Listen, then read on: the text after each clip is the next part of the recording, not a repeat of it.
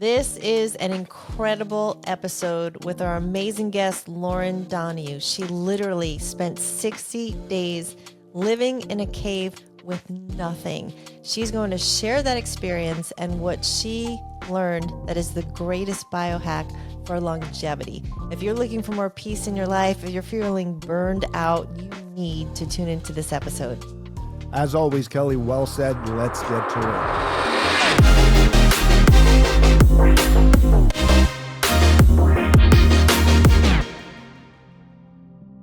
Okay, welcome to the Fit Over 50 Life podcast. My name is Mark Patrick. I'm your host, and that lovely lady next to me is my co-host, Kelly Calabrese. Good morning, Kelly. How are you today? Good morning. So good. So happy to be here. We have an exciting, really unique show for you today. Lauren, you are going to be our guest today. You're going to talk about some super duper longevity stuff, and I am pretty darn excited about what you're going to share with everybody here. But first and foremost, a little housekeeping tip. Look, if you're following us, you're watching our show, can you all do us a big favor? Give us a like, give us a subscribe, man. The more you do that, the more our show will grow, the more we could reach more and more people, and that's what it's all about, helping people. So anything you could do to help our show grow, we would greatly appreciate it. Hey, Lauren, I want to hear your story, but Kelly's going to do the proper introduction for you, and then we'll dive right into your story, and then we'll dive right into what you do for everybody else. Awesome. Go for it, Kelly. All right. Well, today's guest is one of those rare people who just makes you want to take a deep breath and remember what's truly important. I actually got to spend a day with Lauren yesterday, and she just carries peace with her. So if you need more peace, you absolutely want to stay through the whole episode. And Lauren is a wellness entrepreneur. She's a speaker. She's a retreat leader, and she's really on a mission to help people unplug from the noise, and not only unplug, but just truly reconnect with life. It's such a beautiful mission. And she's the founder of Rise Wellness and the creator of the Unplugged movement.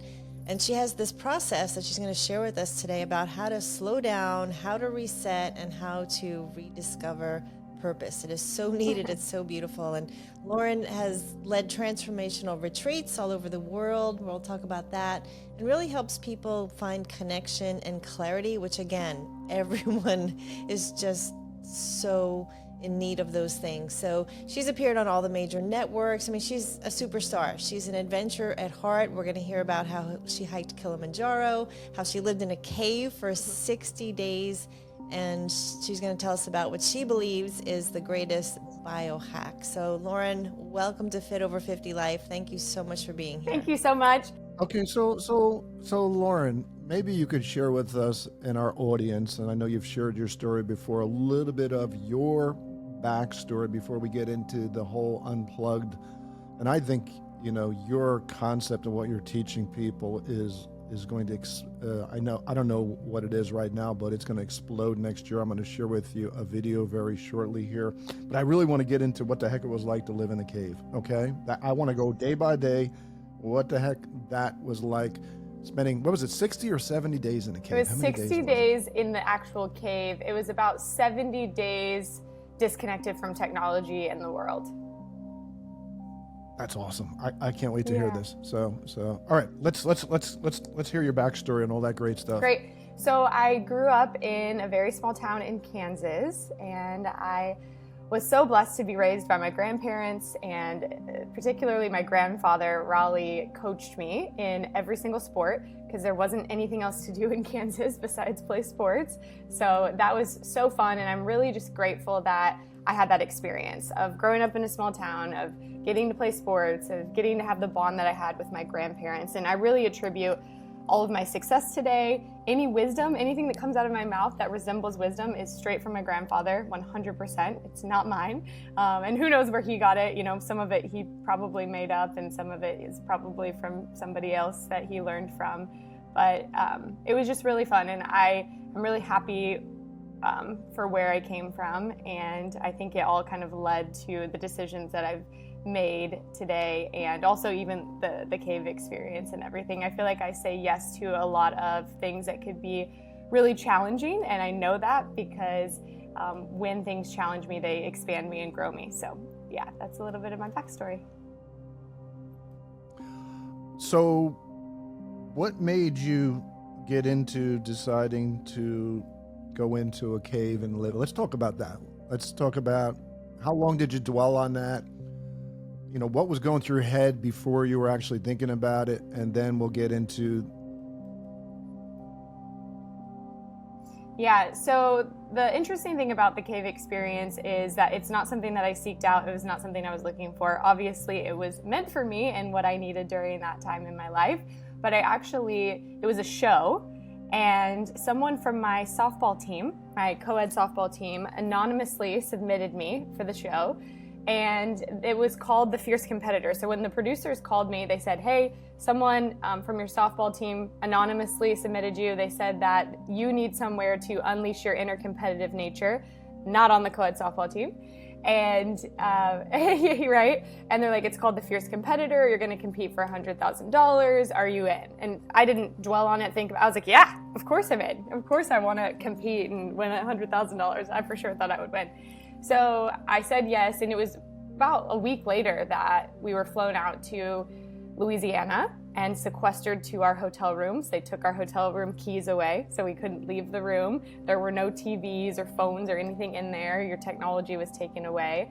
And so you were just there, and that was about 10 days of being there. And I know it started with, there was over 1 million people that submitted for the show, applied for the show, and then they brought 30 people to Louisiana to the hotel, and from there they were deciding through a bunch of different interviews the 12 people that they would select.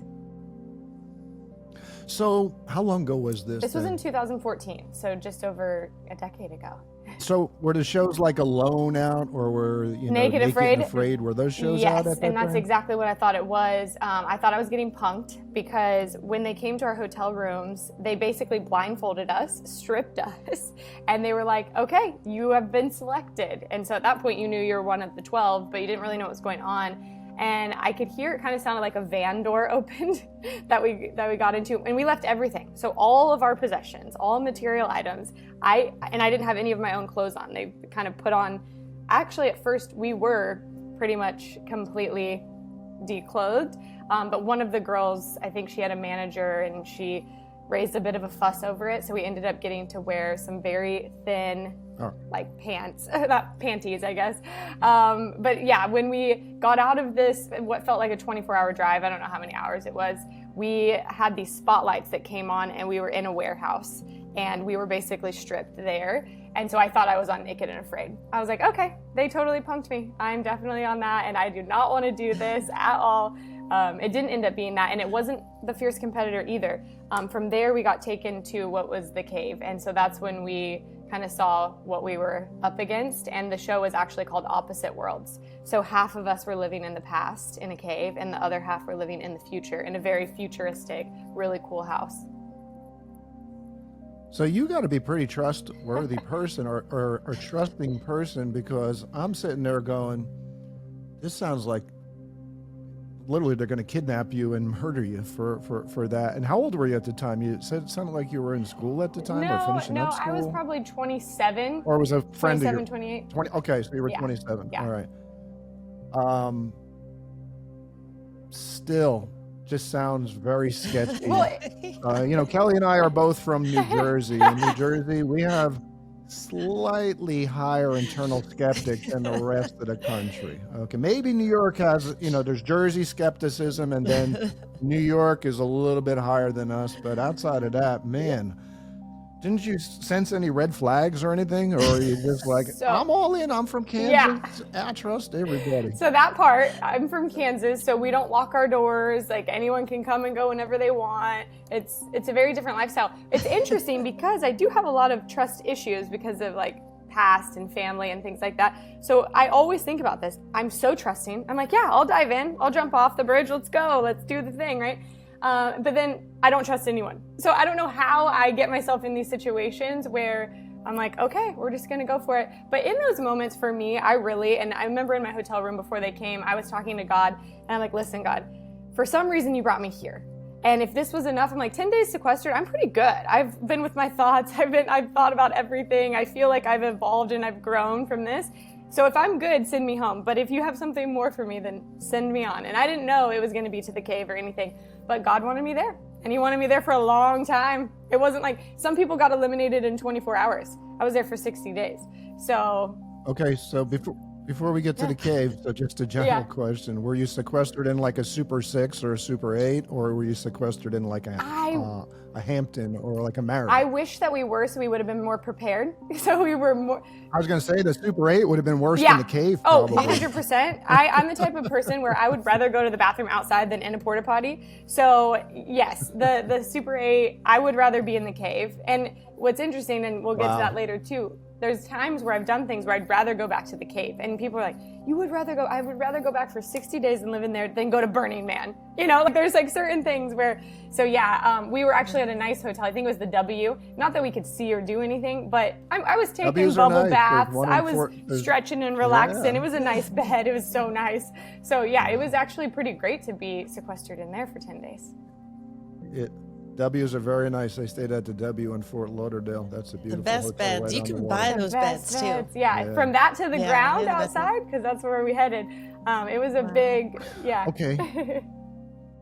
So you were basically stripped down. What did you bring with you, and then what was it like when you actually, were you walking in as a group? Were you walking in individually? Let's talk about what you actually had to manage everything for 60 days. And food. Then, Curious about the food. Let's talk about that. Let's talk about, kind of walking in for the first time. What were some of the emotions going through you? Let's talk about that. When we first walked in, we still didn't really know what was going on because, again, we thought this was called the Fierce Competitor. So walking into this like cave setup was very confusing, and we thought maybe it was our first challenge. Like, oh, cool, our first challenge, great. Didn't think we'd be living there. I didn't think that those were our living quarters. And it was probably like 30 minutes or an hour, again, no time, before there was a countdown that sounded like it was New Year's. 10, 9, 8, and at that point, this big black kind of like drape dropped, and there was a glass wall, and on the other side of that was the future, was the home, and the other 6 people were over there.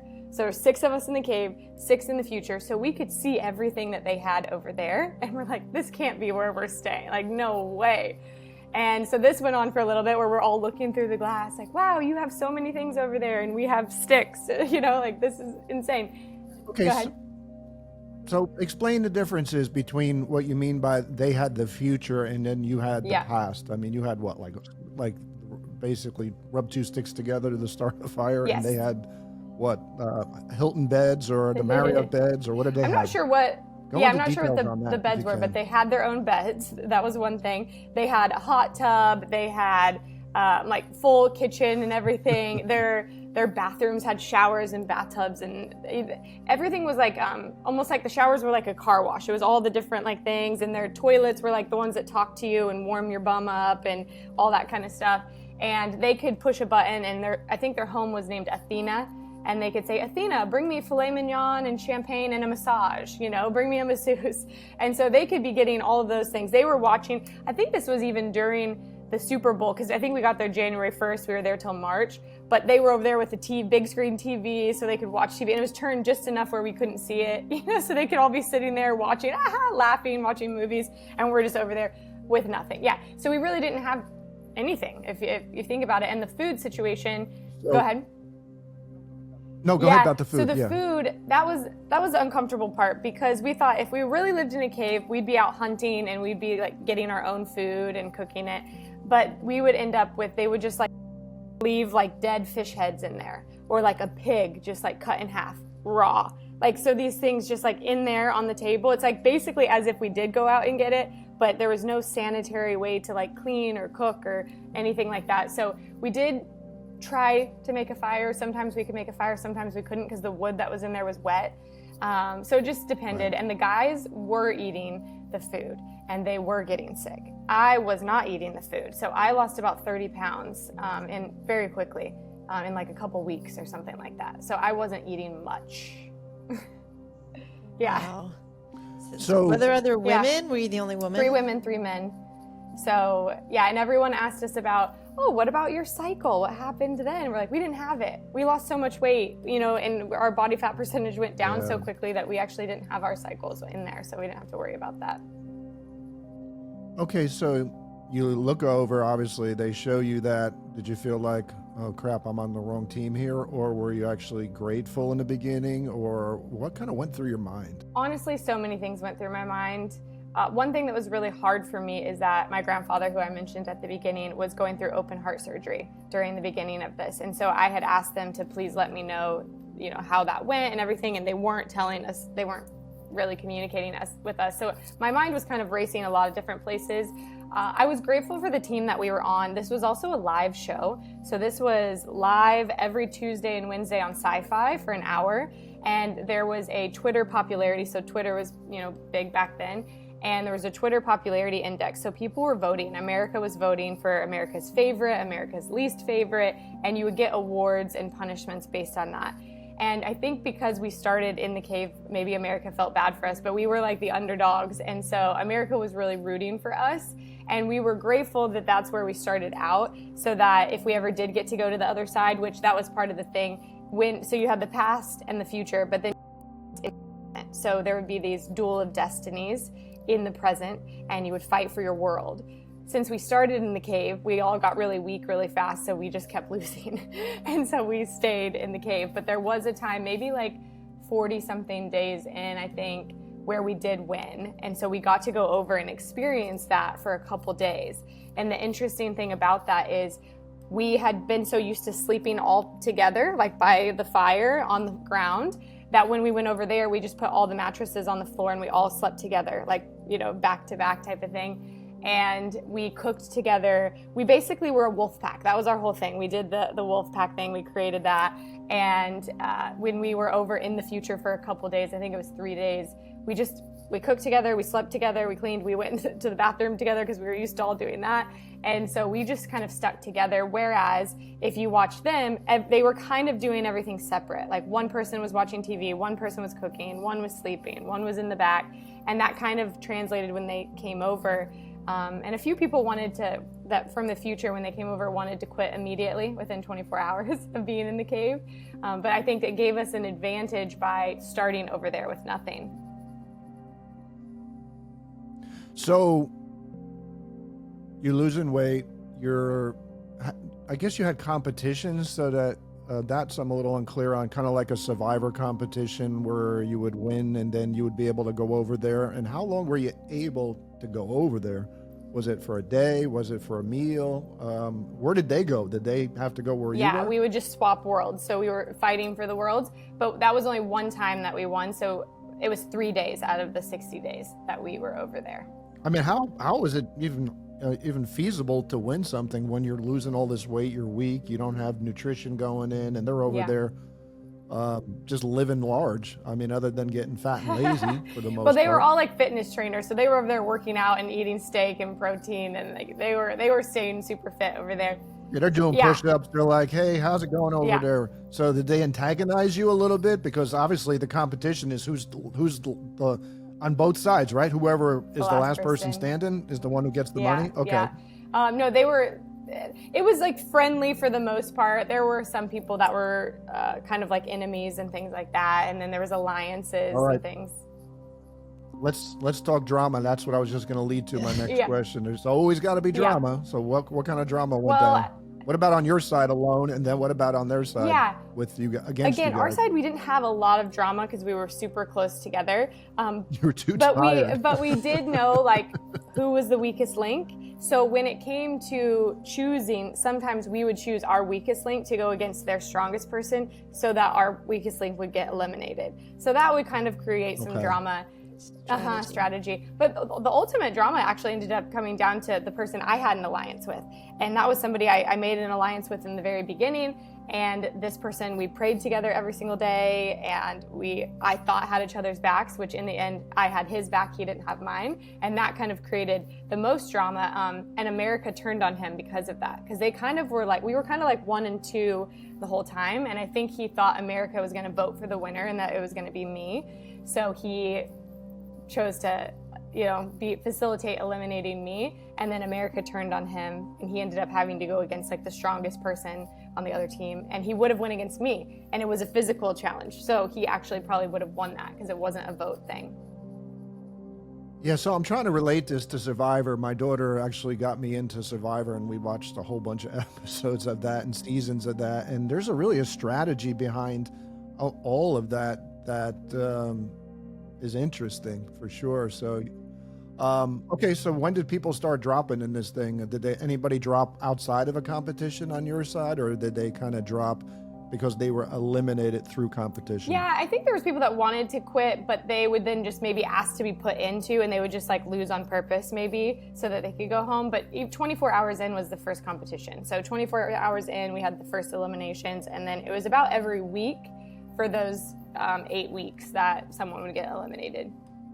You know, I got to believe that women are stronger in these types of competitions mentally than men. Did you experience that, or do you have a bias because you're a woman, or was that actually the case? I mean, guys tend to be big babies when it comes to stuff like this at the end of the day. Yeah, I actually do. Out of our side on the cave, I think the women were absolutely stronger. I think that's why they put these women, like us, in there, because the guys, a couple of them were going crazy. Like they were actually like in the middle of the night, waking up and like grabbing people and like eating stink bugs and like, I don't know, they were just doing like very strange things and like really going nuts, I think. And we were just kind of chill. We were just kind of like, okay, like what's the next thing? And we'll just deal with it. So do you think that, sorry, Kelly, I know I'm asking all the I know you're questions. outlining you. Go ahead, it's fascinating.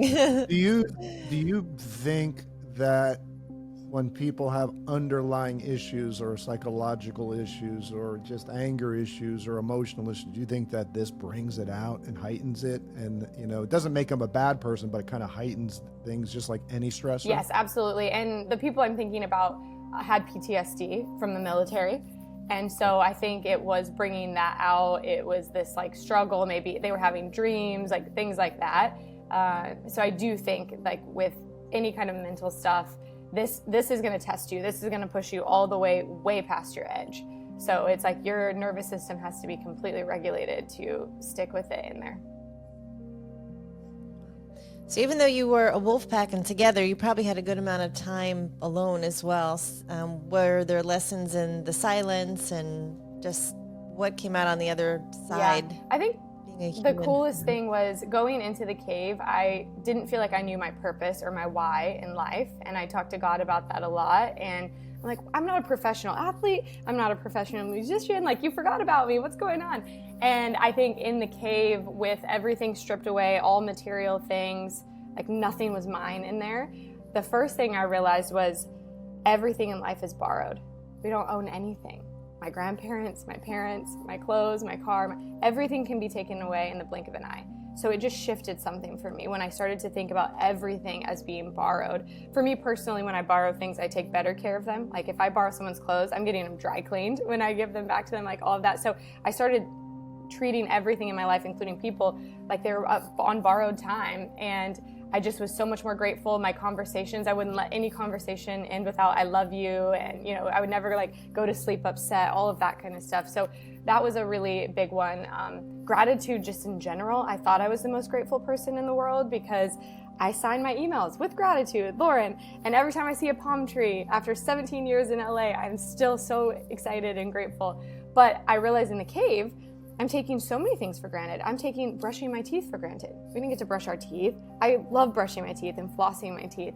And so I was like, whoa, I take that for granted. I have 17 pillows on my bed and 3 comforters, and it's very comfortable, and I keep it very cold, and I have 3 fans, I call them my biggest fans, going at all times for the white noise. So none of that, you were in silence, where for me, silence is like screaming. I can hear everything when it's quote unquote silent. So I try to drown that out all the time with fans. And so I just was like, man, I take all these things for granted that seem really simple. Just warm water, getting to choose what I want to eat, having a warm meal, so many things, to where I came out of there and I was every day, I'm like, oh, I'm so grateful to brush my teeth. I'm so grateful for this pillow. I'm so grateful for this blanket. And so I feel like that was a huge lesson on gratitude, a huge lesson on human connection, that we truly do need each other to survive. I don't know that I would have been able to do that for so long by myself. I feel like we really needed each other. And so that when I came out of the cave, all I wanted to do was be with my people, be in community, and not have our phones. And so I actually, for like a year, I would forget my phone at home all the time. I'm like, well, they said they'd be here at 7, so if they're not here by 7:30, I'm just gonna leave, right? Because I can't communicate with them or find out. So there was a lot of things, but the why and the purpose, I finally realized through that, like time being alone, was that I'm here to facilitate relationships so we can live in a more connected world. And I finally was like, oh, great, now I can do that every single day. Did those epiphany moments come while you were there or in hindsight? While I was there, that whole, like, why am I here, God? Like, why, especially why am I in the cave? What do you want me to learn? All that stuff. So I came out of there with so much purpose, and I thought, this is what I want to do. I just want to like create more spaces for people to come and connect and be seen and heard and loved. So yeah, those definitely happened in the cave. Okay, so describe a competition. Describe a competition you were personally in. I want to hear what that was like compared to some of these other shows. Yeah, so our very first competition I felt like was the hardest, and that one mainly because, well, a couple things. One, it was like 3 a.m, with production and everything getting pushed back, and it was 13 degrees, I think. There was they called it a polar vortex in Louisiana. It was early January in 2014. So we were all freezing, we were all tired, we hadn't slept. So all of those kind of elements adding into the situation. But this first competition was, there was a platform that was 20 feet in the air, circular, and there was a bridge. And so both teammates, or the person you're going against, runs up the bridge, and you get onto the platform, and the bridge starts retracting, and you pick up tasers, and you start fighting with tasers and trying to tase each other until they fall off 20 feet down. And so that one was very scary. And I had this vision when I saw the bridge. I'm like, oh man, those aren't retracting fast enough. I'm afraid someone's gonna fall off and hit the bridge. I literally saw that. And then that actually happened. And a guy hit another guy, and we're all standing above them. So we were up on these platforms above them watching. And a guy knocked him off, and we heard the break, and we saw the bone and out his leg. And so this is before I went. And an ambulance had to come. So it was a couple hours of getting him off to the emergency room, and he was on our team. And so our kind of morale, we're really low at this point. And then I was the next person that had to go up against their person. And so I was terrified. I mean, inside, everything inside me wanted to quit, leave, cry, all of the things. But I did a little pound on my chest. I was like, here we go. And I ran up there, and I had it in my head, I am going to throw my taser down and rip the taser out of her hand, and we'll just wrestle this thing, because I do not want to get tased. We were just going to wrestle. And so that's what I did. And you can see it if you watch the show, but you can see me kind of throw it down, grab hers. But as I grabbed hers, it did tase my finger. And I didn't realize this until after we were wrestling. I threw her off, so I actually won. And then I saw my finger, and it was kind of popped out, and I'm like, oh gosh. And so I ended up having to go to the emergency room with a broken finger that first night. So when you say taser, you're talking about like a police taser, correct? Yeah, they were these long tasers, and they tase on that's- both sides. Yeah. Okay, I have a question. So this anonymous person who signed you up for this, did you ever find out who that was, and who is making this kind of a show? I mean, it just seems like it's invoking so much fear and terror into people. And then, how did you overcome that? Yeah. The first question was, the anonymous person who signed you up for that person remains anonymous to this day. And I think it's because of the state that I came back in. It was pretty crazy, and I don't think that person wanted to admit it. So I don't know if I'll ever find that out. I don't think I will at this point. And then the second question was the fear that the person who created this show, it's so actually, I think it's the same. Invoking of I think it was Mark Burnett. I think it's the same person. Survivor, it was? Amazing Race. Okay. I'm pretty sure. Yeah, Mark Burnett.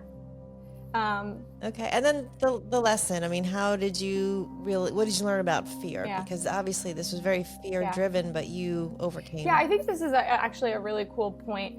So the first time I ever did a retreat was in 2009, something like that. At this retreat, it was 20 strangers. I had never met anyone. This is the first time I was doing something like this. And after 24 hours of spending time together, we had to individually go up to each person and say one word. When we thought of that person, what's the one word that pops into our mind? And this was where nobody else could hear. So it was like, go. All 19 people said the same word for me. And I'm thinking, this can't be possible. What are the odds that 19 people would say the same word when there's all these words that they can choose from? And my first thought was, I'm such a fraud. I'm such a fake. Like, I'm such an imposter. Like, for them to say this word about me, because this is not me. Like, I'm so nervous. I'm so anxious. I'm all these things. But the word that they said was confident. And I'm like, that's so bizarre that they would say confident when I'm clearly not confident. And then years later, I was at another retreat, and it was 6 women this time. That was men and women. And we had to do a 1-minute talk, and then they would say, write down one word. And those 5 women wrote confident. And I'm like, you guys, I'm not confident. This is so weird, da da da. And one woman said to me, and I'll never forget, when are you going to start believing that you are the way that you show up in the world? And I was like, oh, interesting. Like, you're right. I am nervous, scared, whatever, to do these things, but I always say yes. I always show up. I get on stage, I go to do the show, I do whatever it is. I just say yes. And I guess that is actually confidence, right? So I was scared and I was fearful of all of these challenges, of everything, but I just rose to the occasion. I'm like, here's where we are, this is what we're doing. And I guess that really becomes the confidence. And so I would say it helps you build your confidence. It makes you stronger to be afraid of things and do it anyways. So I would say for everyone listening too, right? If there's something in your life that scares you a little bit, maybe show up for that and see if you can grow that confidence bone. And that's what's worked for me. And I, even though I'm afraid of things, I do get really excited for those things as well. Wow, that was really providential that you got that word. And I call it Godsidence, where there was just no way that could just continually happen. And it was obviously speaking very courageously into your life. So then, yeah, I was emaciated. I was like, I had bones popping out that I didn't know existed. I remember taking one photo once that we got our phones back, and I did not recognize the person in the mirror. It was, I was, like all sucked in and everything. And yeah, so when I came back, all of my friends and family, when they saw me, were pretty much in shock. They could not believe, because they were watching the show live, but it didn't look as bad when you're watching it as it was there. And so they thought, oh, on Tuesday and Wednesday you filmed. Then did you go to a hotel from like Thursday until Monday? And, they didn't know we were actually really there. And when we weren't filming, there were still cameras everywhere, but we were just sitting there. We weren't doing anything. Like, we were just trying to make up games and things like that. But yeah, they didn't realize how bad it was until they actually saw us come back in the condition that we came back in. what was it like to re-assimilate into LA? It was actually difficult, and I just wanted to go back to minimalism and not having all these things. So it was tough, and I think it took me about a year to fully recover physically, emotionally, all of that. But I also just didn't care about things as much as I did before. I actually was pretty OCD and clean freak and all of those kind of things, but what are you going to organize in the woods? The sticks? Am I going to line those up? So it actually helped with my OCD. I used to be really oh, my pillow can't touch the floor. And I'm I've been laying on the ground. I've been sleeping outside. So I didn't really care. And we were going to the bathroom in a hole in front of everyone the whole time. So I also wasn't really that embarrassed anymore. So if I just was I'm going to go in the men's restroom, if there was a long line at the women's restroom, it was just weird stuff where my friends were what are you doing? Why'd you just go in the men's restroom? And I'm I just don't care. So it was this whole thing. I got so used to people being around all the time that I wasn't as shy or something like that. It's funny when you were saying about cleaning up, I was actually going to ask you the question, was anybody making a mess, and was that pissing everybody else off in the cave? Because yeah, there wasn't a lot to keep in order as much as the place where you slept on the ground kind of formed to your body. So you wouldn't want people walking through it and messing up the little shape of your body for the ground. But really it was there was a couple of times where we would get some rice or potatoes. They would bring something a very small portion, and people would take a lot we needed to like portion it out for everyone to get the same. And so that's kind of where we started getting upset, where it was like, is there not awareness? Do you not see that you're like eating way more than everyone else? And that's when we kind of were like, okay, let's eliminate this person because they're eating too much food, and not being aware or conscious or kind really in that way. But of course, if people are starving, like maybe they're not paying attention, but we all were in the same boat, we're all in the same cave. So those of us that kind of had more awareness were like, all right, I think it's time for elimination. I was gonna say, you mentioned the community. You guys were a wolf pack, you stuck together. Do you still keep in touch with everyone, and how is that? Yeah, so one of the girls that was in the cave with me, Sam, we were like, we're gonna do everything when we get out of here. We could literally like fly to the moon. Nothing is off limits. And so she and I actually went to Africa and hiked Kilimanjaro together. So that was one of the things that we committed to in the cave. And that was, in between January and March. I don't know when we committed to that. But that end of September, October of 2014, we went to Africa, hiked Kilimanjaro unplugged. We didn't have phones with us or anything like that. We had regular cameras that we were taking pictures with. So I don't even know where all those photos are. But I went to her wedding. She lives in San Diego now. At the time, we actually lived just down the street from each other. So when we got back, we still wanted to keep doing slumber parties and stuff. We're like, okay, you come here, I'll come there. So that's somebody I really kept in touch with. And then actually the person who I went against in that first competition with the tasers and we wrestled, we looked so much alike that everyone kept calling me Danielle and her Lauren. And we were so similar, but she was on the other side. We just kind of knew we would connect. So when we got back, she lived in LA, she lived in Santa Monica. And then what's crazy is in 2019, she moved into the apartment above me. So she was quite literally right above me. And then 2020 happened. So here we are, sequestered. We're like supposed to, lock down, stay together. And we're like, wow, this is 6 years later. We did this across from each other in the cave in the future. And now we're doing it above and below. But we actually got to spend time, and we became super, super close. And she just moved a couple of years ago. But so there are some people from the show that I would say were like my best friends that I did so much life with and continue to do life with. There's a few people I haven't stayed in contact with, some people I check in with, but some people live in New York and things like that. If she made noise up above you, I would have said, hey, don't piss me off. I'll tase you. I'll take you down. Yeah.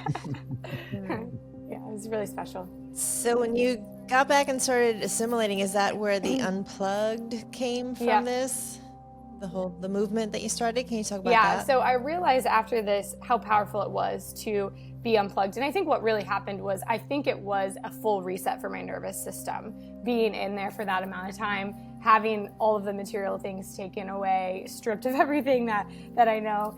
I was like, this is really powerful. And that's why we did Kilimanjaro unplugged and several other things that I chose to do that way.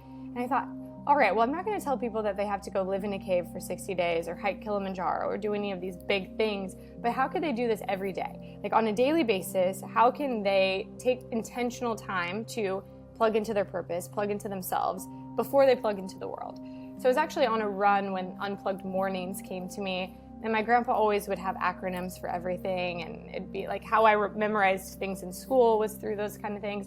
So I'm like, what if I used Unplugged? Because I had this vision of all of the different things that we plug into on a daily basis, or even like in my early 20s, I lost my identity when I moved to California and I wasn't playing sports anymore. And so I was plugging into alcohol and relationships and retail therapy and all these things that brought temporary pleasure or filled this void. I was seeking identity again, really, but that was my happiness. And so I visualized all these things we plug into for that temporary happiness or pleasure.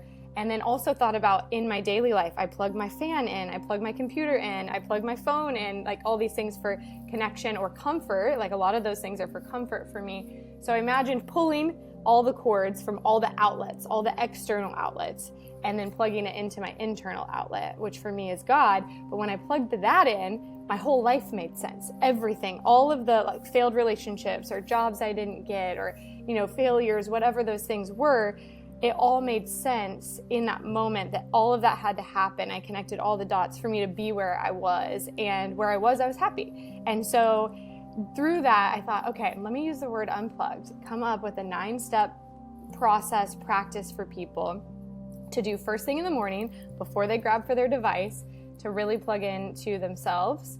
And that's where Unplugged was born. And so I came up with those 9 steps, and it really helps people focus on their outlook in life instead of all of the outlets. And then, so they can go through that process in 9 minutes. Like each thing can be a minute. You can take 2 hours. Really, it's however much time people have in the morning. And some people won't have 5 to 10 minutes. So they can go through those steps in that time. I'd like to go through some of those steps if you can, but I want to share a video for those you watching or listening.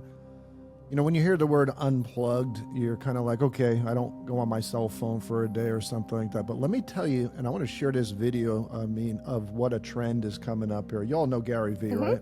Yeah. Okay.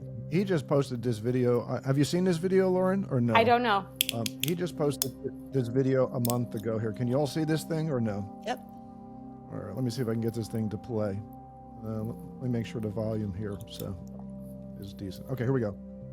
Number 2 biggest trend in 2026, the unplugging of Gen Alpha, which is an indicator to the unplugging of every generation. Starting in 2026, you'll see more businesses like this. I just talked about a business where you get paid to walk with people, like literally walk with them. I believe what you'll see, and you're already seeing it, I think experiential, music festivals, going outside, going to events, going out and putting the phone away. Private clubs that make you put the phone in a locker before you walk in. The forcing of the deplug is now starting to already happen, and more importantly, the choosing to deplug is happening. More kids want to take a hike on a Saturday, and I think you'll see it more and more. But I think someone like myself and many in the room right now with me as I film this will actually just start to do it in the same way we just started to exercise more. Like we're just all gonna be like, you know what? I need 7 hours that I allocated in 2023 to a phone, laying in bed doom scrolling. I need to allocate that to go out and do things with no phone.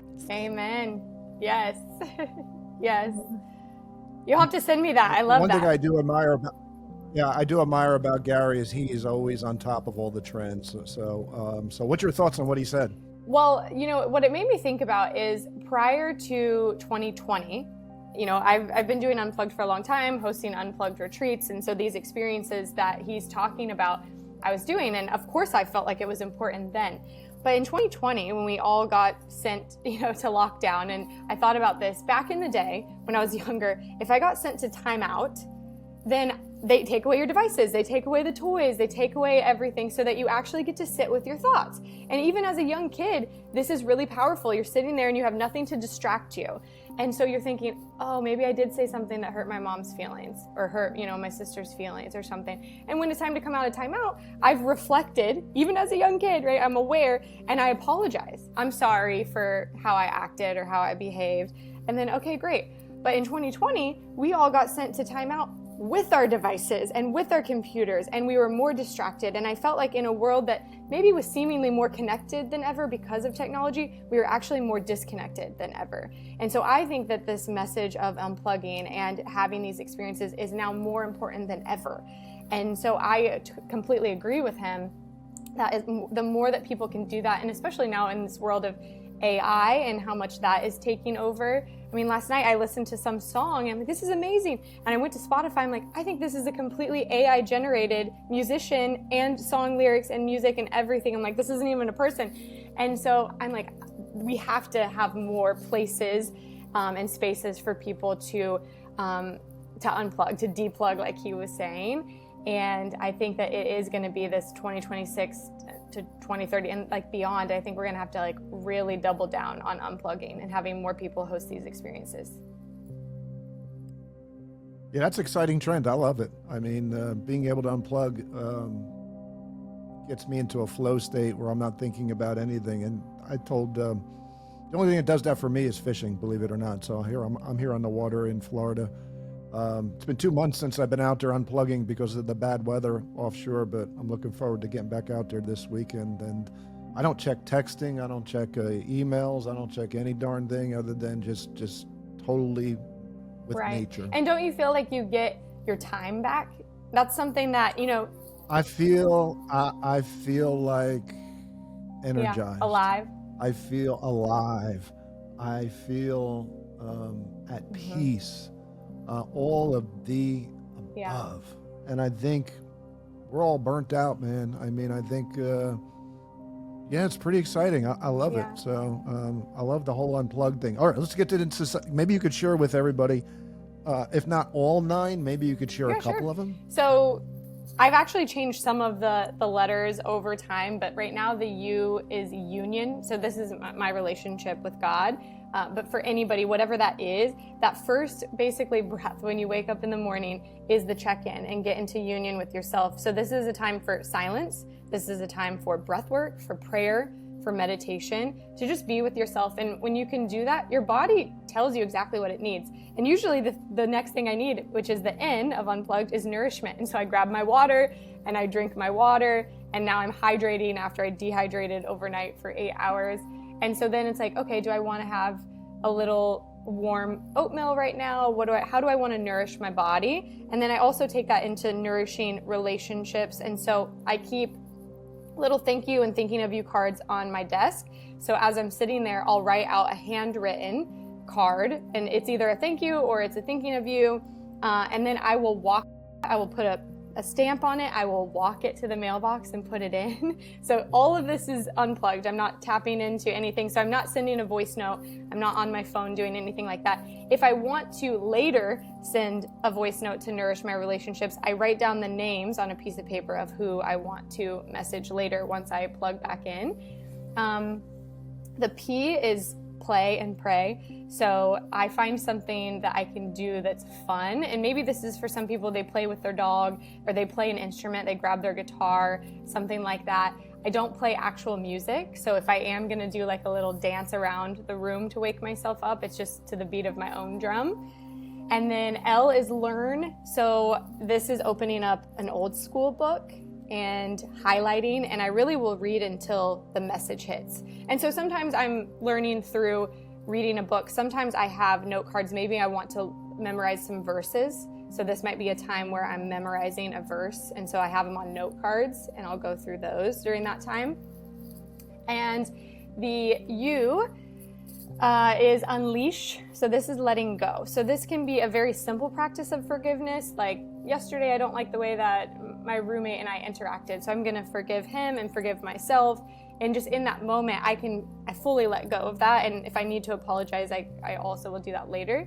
But sometimes it's a bigger thing. There was a time for me, and this is something at one of my retreats in 2020, I decided, it was crazy. So I asked this question, and I don't know if I'll get it 100% right now, but what would your life look like if you learned to let go of the people and things that have already let go of you? From relationships long gone to old grudges, all the could-haves and should-haves, all the burdens from the past that we can't control. So I asked this, and I had asked this hundreds of times before at different events and things like that. But when I asked it, I realized in that moment that I wanted to change my last name.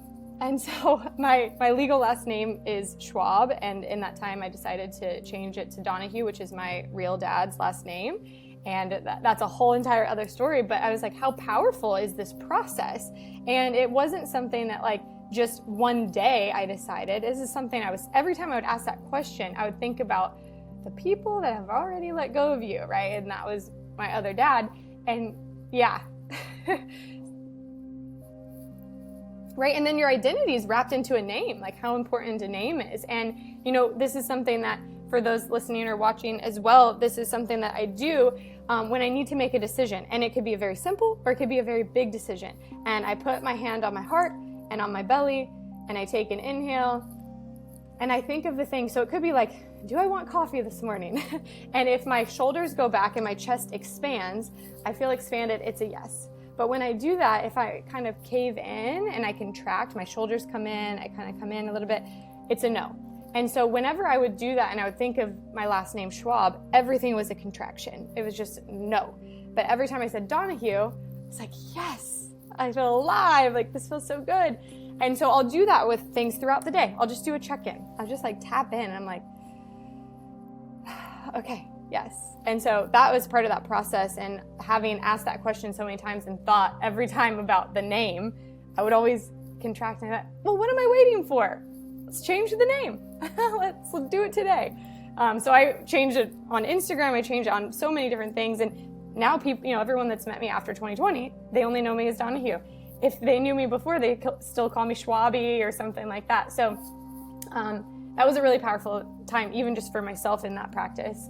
And then the 2 G's are gratitude and generosity. So depending how I feel that morning, if I'm in a funk, then my challenge is stop, drop, and 50 gratitudes. So I will make a list of 50. By the time my hand hurts and I am so grateful and I have shifted out of lack and scarcity into gratitude. There's just no way when you write 50 things that you're grateful for that you could possibly be still in scarcity or lack or in a funk. You're just like, I have all of this. Why am I worried about this one thing over here? So that's super helpful. And then generosity, I write one way that I'll be generous for another human that day. And I'm sure both of you throughout your day are very generous to everyone you come in contact with. But there's something about this intention behind writing it out that allows what I would always call the person to appear. And so say I might write, help a stranger with directions today. So when I go for my run that day, because there's intention, I don't wear headphones, I don't wear a hat, I don't wear sunglasses, right? Because that's usually what I do because I do not want to be bothered when I'm running. So I take all of that off, and then wouldn't you know, go take the turn on Venice Beach and there's someone with a map quest, like printed out map, like literally trying to highlight directions. And I'm like, you're my person. How can I help you? And so I just think it's fun, kind of like a fun game to be like, how am I going to be generous? So like, I'm going to, buy someone's coffee today. And it would, it ended up not being coffee, but I accidentally paid for someone's entire order at Erewhon, which is way more than a coffee. But basically their card didn't work and the person didn't realize, and then I ordered. So when I went to pay, it was like $75 for my water, And I'm like, you know what? Don't worry about it. You're my person today. And so just stuff like that. I think it's cool. But you also, it doesn't have to have any kind of monetary thing, like helping with directions. It just takes your time. So maybe the way you want to be generous that day is you're going to call and talk to someone that you know is going through a hard time. You're giving your time. So finding those ways. And then the last 2, E and D, exercise and declare. So movement for me is medicine, 100%. I always kind of have my one thing, something that I did for my mental health and try to, so I wouldn't have to take medication at some point, was just running a mile a day. So that was my thing. So during my unplugged, I would just go run my miles. It was like about 10 minutes. And I would do that without headphones, without any music. So just still unplugged for that part. But stretching works here, Pilates, whatever the modality is that someone wants to do for their exercise. And then declare how you want your day to go. And these can be, I am powerful, I am beautiful. They can be that, or I am going to rock this interview. I am going to, right? So just declaring how the day is going to go and how you're going to show up. And I do a lot of that in the mirror too. I also write on sticky notes and put different ones on the mirror or on my computer just to remind myself. So again, that process can be done in less than 10 minutes, or you can stretch it out. That's so beautiful and such a body, mind, spirit approach. I love the physiology of, your hand and your heart and see what your body does and just all of it, because we can't disconnect it, and they're also synergistic. And I love the action behind, writing. There's power to picking up a pen, writing something down, all while staying unplugged. And that would take some training, I think, for most people not to just habitually, put on music in the background or... So I love that it's a great disruptor and it doesn't include any technology. That's beautiful. I was just going to say, you said something earlier about silence as a teacher, and that's something that I learned in the cave is like, actually when it got really quiet, when I don't have 17 fans blowing and all of that distraction, I can hear from God. Like I can hear the answers that I'm seeking, that I'm praying for, actually get delivered to me in the silence. So in the morning, in this precious time too, when we first wake up after we've been unplugged for say 8 hours or so, this is the best time that we're primed to hear the answers to all the things that we've been asking for. So that part is, I think, the most important, is just that silence and not getting distracted and not drowning out the noise and the messages that are wanting to pour in. Martin Luther King used to say the bigger his meetings and the more important that the events were in his day, the more time he would take in silence every morning. Yeah. And Jesus, he's like, miracle, I need 40 days. Yeah, exactly. So what do you think, what are the main characteristics that a person could notice in themselves when they're addicted to technology. And I think this is the biggest addiction going. That and addicted to cortisol, which kind of go hand in hand when you think about the way the algorithms feed us and feed our biases in an effort to get us amped up and get caught up in all the BS that goes on out in the real world. What are some of the common traits? Like if I'm listening or I'm watching this now, how do I evaluate myself and say, most people have addiction, let's face it. They don't think they have an addiction. Yeah, So, I think. what's your thoughts on that? I think you'll know very quickly if you have an addiction to something if you take it away just for a short period of time. I noticed what happened in the cave at first was I kept reaching for my phone. I was just still kind of reaching for it. And I think in our day to day, you'll notice that you just can't be with yourself. You're like, people, they go to the bathroom, they bring the phone to the bathroom. They can't even just be on the toilet, that's an addiction. If you cannot go to the bathroom for a couple of seconds, a couple of minutes, right? So I think those kind of things, checking in, right? And everyone does it, we all do it. So I'm not counting myself out of that. But I think one of the first things that I noticed in this unplugged process is that when I would say reach for the phone first, I was in reactive mode. I'm reacting to everything, like all these text messages and emails, and don't they know I'm busy and I have these things going on? And that's what's going on in my brain is I'm so reactive. And the truth is, no, they don't. Each one of those persons is one individual. Now you're getting 20 text messages, right?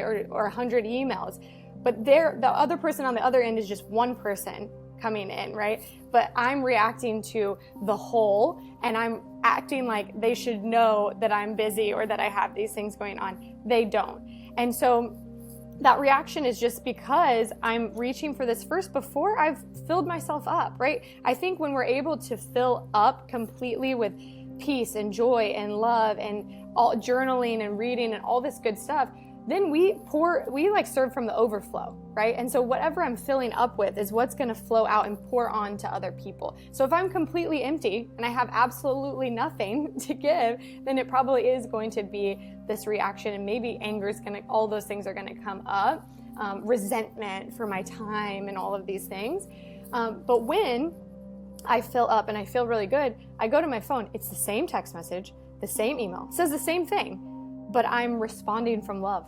Oh, thank you so much for that reminder. And thank you for your patience and flexibility and understanding. And right, it's completely different because I'm in a completely different state. And like you mentioned, flow state, Mark, that's it. I'm in this flow state. So it's almost like you can't be bothered. It doesn't matter. I'm like, oh, flight's canceled. No big deal. You know what? I must be here for a reason. I need to be here for another day. It's going to be a cool conversation or meeting or something like that I wouldn't have had if they didn't cancel that flight. And so it's just a flow state. It's a responsive state. It's a beautiful state.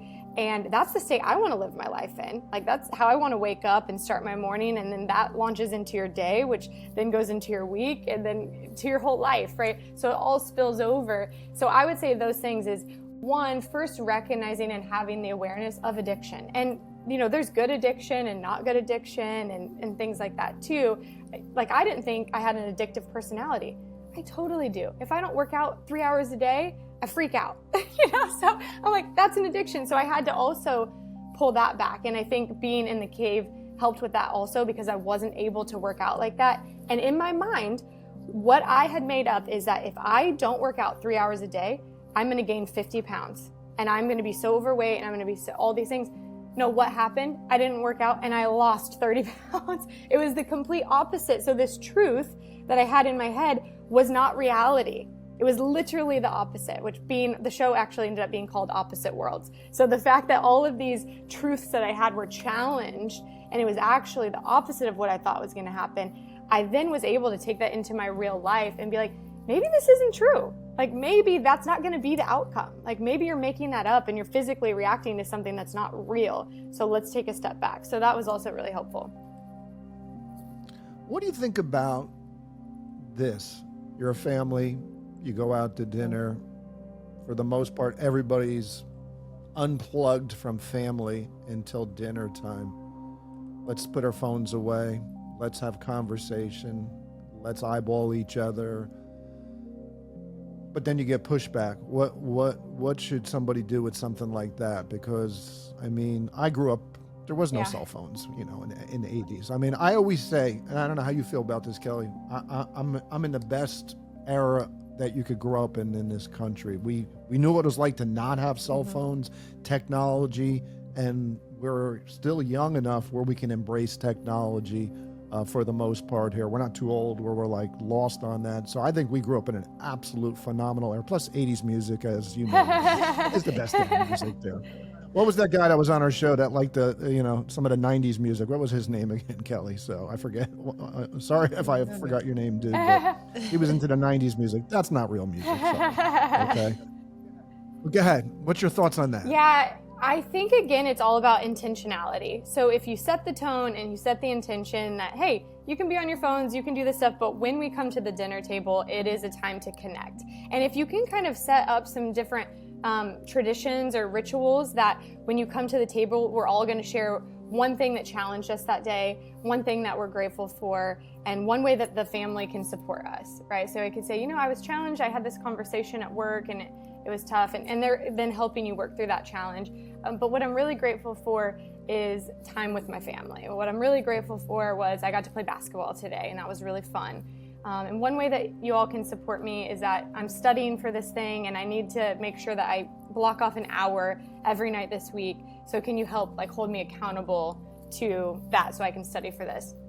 I think if you have the tradition and you have the intentionality and you set the tone for the table, then that's what they're going to expect. You have the expectations that are set, and they kind of know that. And I think that could be a really beautiful thing for families. And yeah, they just know hey, when I'm going to the table, there's no phones. That's beautiful. There's actually decks of cards that have just questions on them that sometimes will sit. My kids are adults, and just questions about things that stimulate conversation, because it's almost like people aren't trained how to ask open-ended questions that are engaging and thought-provoking. And so I love that there's at least some intentional tools out there. Like if you don't even know how to start with, how can the family support you? Those are all great questions. So maybe look for some of those deck of cards out there, people, if you're, challenged with your kids and grandkids and even friends, about how do we have real, deep, meaningful conversations. Lauren, I definitely don't want to end this without talking about your retreats, because I want to sign up, I want to go, and we're just getting a glimpse of what happens in a couple of days with you. Imagine how transformed people can be on the other side of a few hours and days with you. Yeah, well, when you brought up the conversational cards, so we have all of those at the retreats. And so it's on the coffee table, on the kitchen table, kind of everywhere, to just say, hey, instead of when you sit down here, don't grab your phone, grab one of these cards. And there's ones that will be what's your power? And we actually start each retreat with that and say it's I am love. And then you read, I am love. And then it's a question, when's the last time you felt really loved?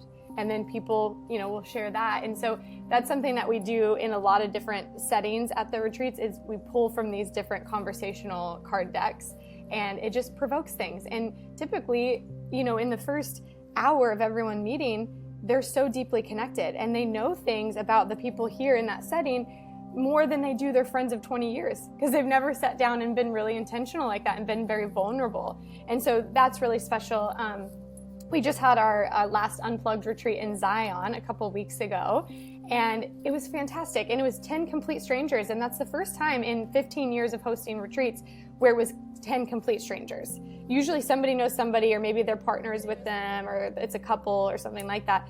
But this was so cool in the way that everyone connected and got along. And, we have a group chat, and so everyone's staying connected. And that, I would say, over all the years, the most beautiful part of these retreats is that they have these 4 or 5 days completely unplugged and completely connected with themselves and with each other. And these become their family. This becomes their lifelong, friends, the people that they go to for a lot of different things, and plan other trips together, start businesses, get married, whatever. That's all of that stuff has happened over the 15 years. But there, we have fun adventures planned. We have hikes planned. We have movement sessions. Everything I pretty much mentioned in the Unplugged process, we do at the retreats. We give people time in the morning to be able to go through that process on their own, so they can get used to that. So really, we're creating habits, healthy habits, habit stacking at the retreat, so that when people leave, they take that out into their real life. The way that, we have a private chef, but we give the recipes and things like that. And so people will go home and they'll keep cooking the food that they ate there. And we've had people, they don't come to our retreats to lose weight, but we've had people go home and lose 20 pounds, lose 30 pounds by just, it's kind of like I always say, you just need an invitation, right? So the retreats are an invitation, not an obligation. And whether that's an invitation to an event, to church, to something, to get you to start the fire, to ignite the fire within you. And that's all you got to do is get that invitation. But then once you've experienced it and tasted it, I want to keep doing this. This feels so good. I love how I feel when I'm eating this way, when I'm moving this way, when I'm connecting this way. And so I think that's the most powerful thing. And we always choose really cool bucket list locations. Our next retreat is in Yosemite. So we do a lot of national parks and things. So we'll be unplugged in Yosemite. And then after that, it'll be our 4th time leading a group on the Camino de Santiago in Spain, which is a 500-mile pilgrimage. We do about 62 miles, so 100 kilometers of that. That is a very spiritual walk. It is physical, emotional, spiritual, all of that. But that has been, that experience outside of the cave and Kilimanjaro, so I would put that in my top 3 most transformational experiences of my life. Wow. Well, I'm signing up, Mark. You coming with me? I think as long as it's not climbing Mount Kilimanjaro, I got no interest in that. I am all for Yosemite. I was actually going to plan to go there this summer, but ended up going somewhere else instead. But that's on my list.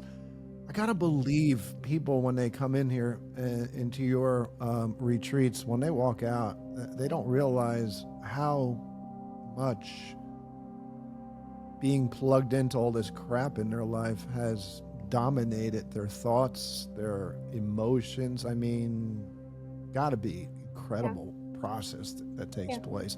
You know, if you look at the number of statistics of depression and anxiety and everything else, it's really all tied to this stupid thing right here. So, well, I feel like they actually get to re-meet themselves. They remember who they are without all of that. And I think that's a really beautiful thing. A lot of times they are unrecognizable, and they will start to get compliments from people. Wow, you're really shining, like you're really vibrant. You feel so alive, things like that, or your skin tone has changed. Things like that people will notice, and they're like, I think it was like from the retreat and not being so plugged in. And then them actually and I think too, these devices change our personality because we're so like, what do we believe? Who are we? Comparison, all of that. And I think that they get their personality back, their true essence of like who they really are. And so that's a really beautiful outcome as well. So who tases them if they catch them texting? Is that you or somebody else? I have a professional taser that I send out so they won't know it was me. I'd actually show up just for that to see how that went. Okay, so. Yeah, that's actually a great idea. I'll probably implement that. For the Lauren, this is so rich. This conversation could go on for hours. So what's next for you? Besides the retreats, we're going to talk about how people can find out about those and sign up. Yeah, actually, What's so next for you? I'm on my way to 40, and so I've created a 40 before 40 list. So I have a couple things on that list that I personally want to do before I turn 40. So I want to do a darkness retreat where you're fully in the dark for 5 days. So that's on the list. I love personal development, so I'm going to do the Hoffman process.